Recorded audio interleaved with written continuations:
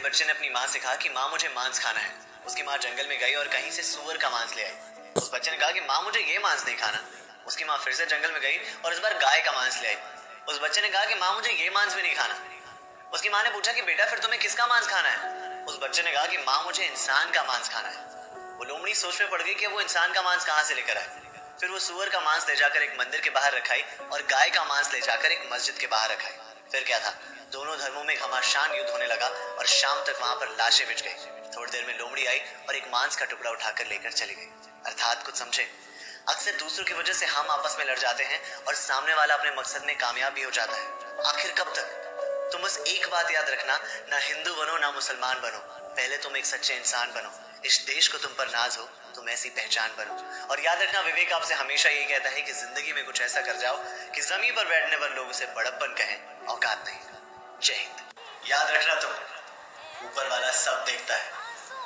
मेरे आंखों से निकले हर एक आंसू की कीमत तुम्हें चुकानी पड़ेगी।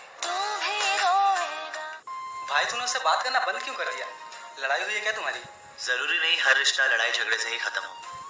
कुछ रिश्ते किसी की खुशी के लिए भी खत्म करने पड़ते हैं। छोड़ दिया।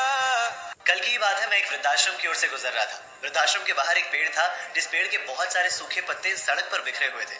तभी मेरी नजर वृद्धाश्रम पे पड़ी। वहां पर एक बोर्ड लटका हुआ था। उस बोर्ड पर लिखा हुआ था कि नीचे गिरे सूखे पत्तों पर अदब से चलना जरा, कभी कड़ी धूप में तुमने इनसे ही पनाह मांगी थी।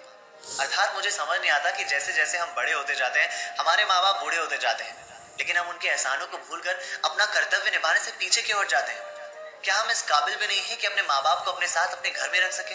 हमें उन्हें वृद्धाश्रम में रखने की जरूरत पड़ जाती है। थोड़ी तो शर्म करो और अपने माँ बाप को अपने साथ रखो। एक बार की बात है, एक लड़के के पास बहुत सारे खूबसूरत कंचे थे। वही एक लड़की के पास बहुत सारे टेस्टी चॉकलेट्स थे। लड़के ने तरकीब लगाई और लड़की से कहा कि तुम मेरे सारे कंचे ले लो और अपने सारे चॉकलेट्स मुझे दे दो। लड़की मान गई। लड़की ने अपने सारे चॉकलेट्स लड़के को दे दिए। लड़के ने भी अपने सारे कंचे उसे दे दिए, लेकिन उनमें से सबसे खूबसूरत कंचा चुरा कर अपने पास रख लिया और लड़की को नहीं बताया।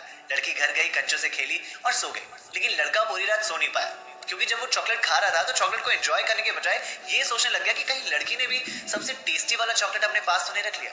अर्थात जब हमारे खुद के मन के अंदर खोट होता है तो चाहे हमारे साथ कोई कितना भी अच्छा क्यों न कर ले, हम हमेशा उसे शक की निगाहों से ही देखते हैं। वो कहते हैं ना, जब खुद का मन साफ है तो क्या बात है। हमें दुनिया वैसी ही नजर आती है जैसे हम होते हैं, इसलिए दुनिया का छोड़ो, तुम खुद अच्छे बनो। और याद रखना, विवेक आपसे हमेशा ही कहता है कि जिंदगी में कुछ ऐसा कर जाओ कि जमीन पर बैठने पर लोग उसे बड़प्पन कहें, औकात नहीं। प्यार तो हमें आज भी उनसे उतना ही है, पर उन्हें कदर नहीं तो हमने एहसास दिलाना भी छोड़ दिया।